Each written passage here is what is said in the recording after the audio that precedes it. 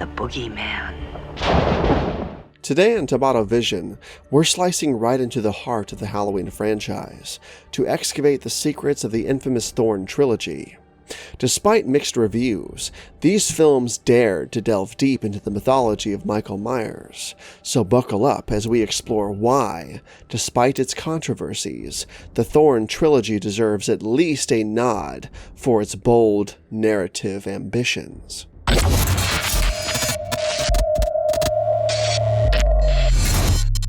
The Thorn Trilogy, encompassing Halloween 4, 5, and culminating in Halloween 6, The Curse of Michael Myers, ventured where few horror sequels dare to tread, into the dense excess of expanded mythology.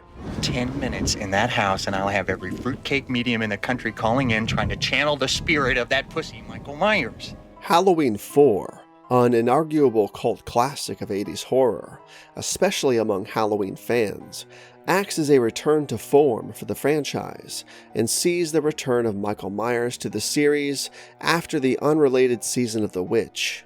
Do you know what today is? Do you know the date?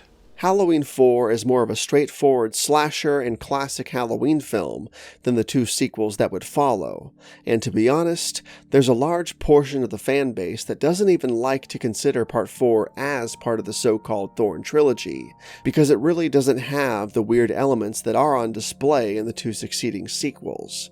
But since Halloween 4 introduces Jamie Lloyd and her struggle against her uncle Michael, it's hard to palpably say that it can't be considered the first chapter of this trilogy. You're talking about him as if he were a human being. That part of him died years ago. Halloween 5 was really where one could say that the waters of the mythos started to get muddied a little bit, so to speak. It introduced a lot of weird themes and ideas, introduced a random man in black with zero context, showed us that Myers was actually tatted with a bizarre symbol of some kind, which we would later learn about in Part 6, telepathic connections with his niece, and just a very weird and avant-garde flavor that most Halloween fans did not appreciate whatsoever. I mean, I absolutely love Halloween 5 and have loved it since I was a kid, but I'll be damned if most people I still talk to about this movie today still hate it. I mean, I guess I can see where they're coming from, but dudes, I loved this movie. Halloween 6, specifically, stands out for its audacious attempt to tie up the loose ends left by its predecessors, expanding on the enigmatic thorn symbol, a druidic symbol first introduced in Halloween 5, again with zero context, a symbol that, by the time Halloween 6 rolled around, suggested that Michael's killing spree was driven by a curse all along, rather than mere psychopathy or evil.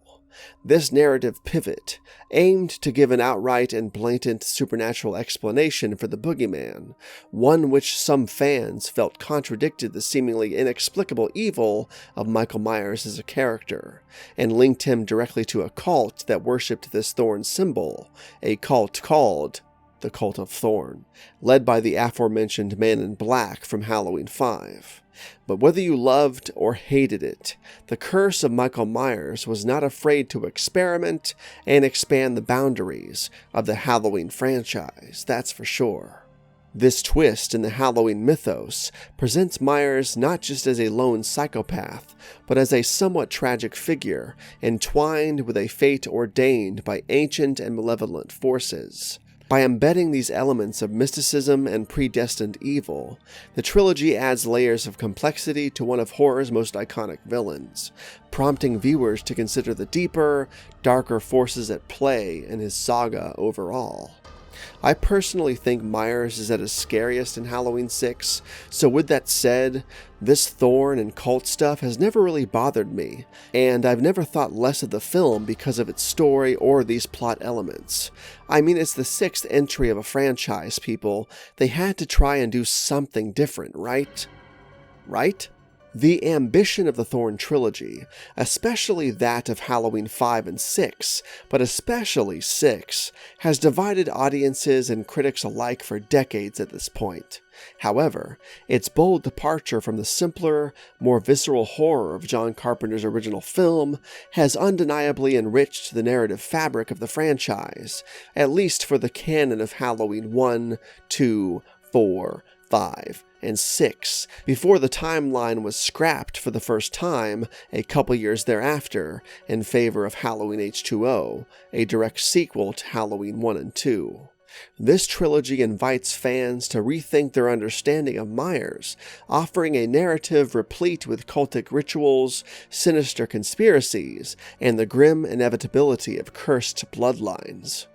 Whether these plot decisions were cherished or chastised, they compelled a more nuanced viewing experience and enriched the folklore surrounding Myers.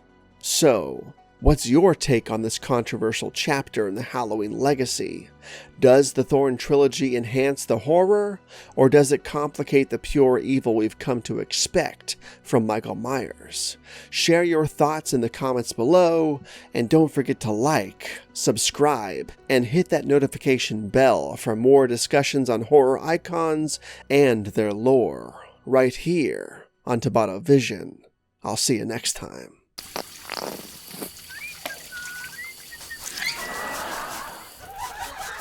Mm.